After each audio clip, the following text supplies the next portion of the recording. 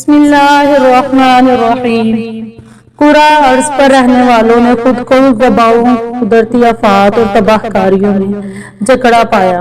کچھ ماہرین پہلے اور کچھ دوسری جنگ عظیم کو عظیم عالی قرار دیتے ہیں۔ سال 1349 عیسوی میں یورپ کی آدھی آبادی بلیک ڈیتھ یعنی طاعون کی وبا کی وجہ سے موت کے منہ میں چلی گئی، اور 1918 کو بھیانک ترین دور نہیں تھا جب جنگ عظیم اول کے آخری سال کے دوران ہسپانوی فلو کی وبا سے 10 کروڑ افراد لقمۂ اجل بنے۔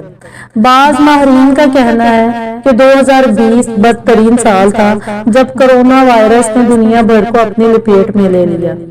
اس سال تباہ کن آفت سے سمندری طوفانوں نے اور تیز ہواؤں میں بھی دنیا کو کم برباد نہیں کیا۔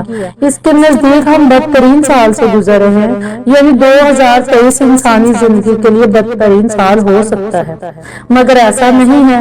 ناظرین، ہارورڈ یونیورسٹی کے ماہر پروفیسر مائیکل نارمک نے تحقیق سے ثابت کیا ہے کہ دنیا 536 عیسوی میں اس قدر تباہ و بربادی سے گزر چکی ہے کہ آج اس کے تصور سے روح کانپ جائے۔ یہ سال کس قدر وحشتناک تھا، آج ہمیں اس کا کوئی ادراک نہیں، ہم بھول چکے ہیں، مگر 536 عیسوی کی تاریخ ترین سال تھا۔ انسان اس دور سے بھی کیسے بچ نکلا، کیسے زندہ رہ سکا، یہ بدترین کیوں کر تھا، کیسے ظالم و جابر حکمران بن کر دنیا میں قتل و غارت کرنے لگا، یہ کیسی وبا سے دنیا میں نسل انسان ختم ہوئے، آخر ہوا کیا تھا۔ ناظرین، کیوں ہارورڈ یونیورسٹی کے ماہر پروفیسر اسے برا کہتے ہیں، یہی ہماری آج کی ویڈیو کا موضوع ہے، اور آپ کو کچھ ایسی معلومات فراہم کریں گے جو یقیناً آپ کے لیے حیران کن ہوں گی۔ مگر ویڈیو میں آگے بڑھنے سے پہلے اگر آپ ہمارے چینل پر نئے ہیں تو برائے مہربانی ہمارا چینل عاقب کی کہانی سبسکرائب کریں، جہاں آپ کو ہمیشہ ہی منفرد معلومات پر مبنی ویڈیوز ملتی رہتی ہیں۔ ناظرین، سال 536 عیسوی انسانی تاریخ کا وحشتناک ترین سال کیوں کر تھا؟ کیونکہ کائنات میں اس سال ایک عجیب واقعہ پیش ہے تو زمین سے سورج غائب تھا۔ یورپ، مشرقی وسطی اور ایشیا میں گہرے بادل چھائے ہوئے تھے، اور ان بادلوں کی وجہ سے ہاتھ کو ہاتھ سجائی نہیں دے رہا تھا، اور دنیا کے کسی کونے میں روشنی کا کوئی علم نہ تھا۔ یہ عجیب بات تھی کہ لوگ سڑکوں اور چھتوں پر کھڑے ہو کر آسمان کی طرف دیکھنے لگے، مگر ان کے سر پر تو آسمان ہی نہیں تھا، لہٰذا انہیں نظر بھی نہیں آیا۔ اندھیرے کا دور دورہ تھا۔ ہم لوگ عام حالات میں رات کے وقت بھی گھروں سے باہر چل پھر لیتے ہیں، کیونکہ چاند اور ستاروں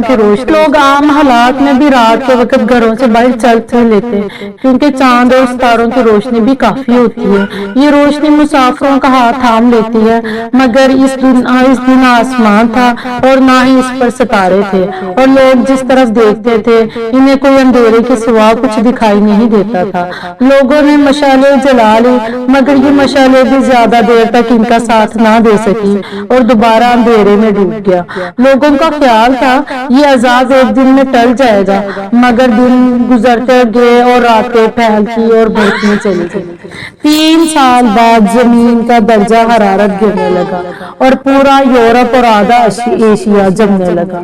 پورے ملک برف کا گولا بن گئے، جلانے کے لیے لکڑیاں ناپید ہو گئی، لوگ گھروں تک محدود ہو گئے، کاروباری زندگی رک گئی۔ ناظرین، یہ سلسلہ وقت گزرنے کے ساتھ ساتھ دراز ہوتا چلا گیا، دن ہفتوں میں تبدیل ہوتے اور ہفتے مہینوں میں اور مہینے سالوں میں بدلتے گئے، مگر سورج واپس نہ آیا اور دنیا برف کا گولا بن کر رہ گئی۔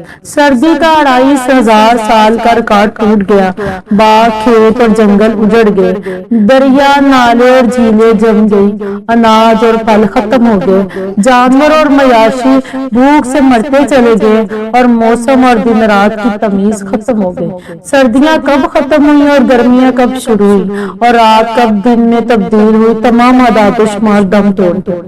شہروں میں کتے اور بلیاں تک ختم ہو گئی، لوگ اپنے مال جانور تک کھا گئے تھے، لوگ لاشیں بھی پکا کر کھا جاتے تھے، آگ تحفہ بن گئی تھی، لوگ آگ کے انگارے سے ایک دوسرے سے آدھار لیتے تھے، اور گھر کی چھتوں کی لکڑی اور فرش تک چولہوں کی نظر ہو چکے تھے، اور لوگوں نے تو گھروں کا فرنیچر تک جلا کر کوئلہ بنا دیا۔ ناظرین، تاریخ اس دور کو ڈارک ایج کہتی ہے۔ یہ زمانہ 18 ماہ تک پوری شدت سے قائم رہا، لوگوں سے ان کا سایہ تک روٹ گیا۔ 1.5 سال بعد درجہ حرارت میں تھوڑا تھوڑا اضافہ شروع ہوا، جس سے لوگوں کے اندر امید نے جنم لیا اور یہ محسوس کرنے لگے شاید ان کا بچھڑا ہوا سورج واپس آ جائے۔ یہ اندازہ ٹھیک نکلا۔ 1.5 سال بعد حالات تبدیل ہونے لگے، مگر اس کے باوجود سورج کو پوری توانائی کے ساتھ واپس لوٹنے میں 11 سال لگے۔ سال 547 عیسوی میں مشرق اور مغرب کا فرق واضح ہوا اور موسم واپس آنے لگا، مگر پہلے 1.5 سال اور پھر اگلے 9.5 برسوں نے دنیا کا ہزاروں برسوں کے برابر نقصان کر دیا تھا۔ مگر پھر 570 عیسوی میں کائنات میں انگڑائی ہوئی اور 34 برس کے تمام اثرات غبار کی طرح اڑ گئے۔ کیسے اور کیوں؟ ڈاکٹر مائیکل مارکیٹ کے پاس اس سوال کا کوئی جواب نہیں۔ کاش ان کی ٹیم میں مولانا یا مولانا قادری جیسے کوئی مسلمان اسکالر ہوتے تو یہ ہارورڈ یونیورسٹی کے بہترین دماغوں کی ٹیم کو بتاتے کہ یہ ہمارے رسول صلی اللہ علیہ وآلہ وسلم رحمت للعالمین 570 عیسوی کو دنیا میں تشریف لائے، اور یہ وہ وقت تھا جب ڈارک ایج دور ظلفات کے مکمل ختم ہو گئے تھے۔ اللہ رب العزت نے اپنے آخری نبی کریم صلی اللہ علیہ وسلم کے تشریف آوری سے پہلے پوری دنیا کو اس کی اوقات دکھائی، اور پھر وہ عظیم صبح ہوئی جس نے آگے چل کر انسانیت کا ہاتھ تھام لیا۔ اور پھر وقت گزرنے کے ساتھ ساتھ دنیا میں ہر چیز کی فراوانی ہوتی چلی گئی۔ بچپن سے سیرت کی کتابوں میں پڑھ رہے ہیں کہ دو جہاں صلی اللہ علیہ وسلم ظلمت کدے میں نور بن کر طلوع ہوئے اور ہدایت روح ہو گیا۔ ناظرین، ہم ان فکروں کو ہمیشہ اس شاعری اور نثر نگاری کا کمال سمجھتے تھے، مگر آج ڈاکٹر مائیکل مارکیٹ اور ہارورڈ یونیورسٹی کے institute of science of human past کے ادارے نے یہ نقطہ سمجھا دیا۔ تاریخ، سائنس اور آرٹس نے ایک مقام پر اکٹھا ہو کر وہ جہاں صلی اللہ علیہ وسلم ظلمت کدے میں نور بن کر آئے۔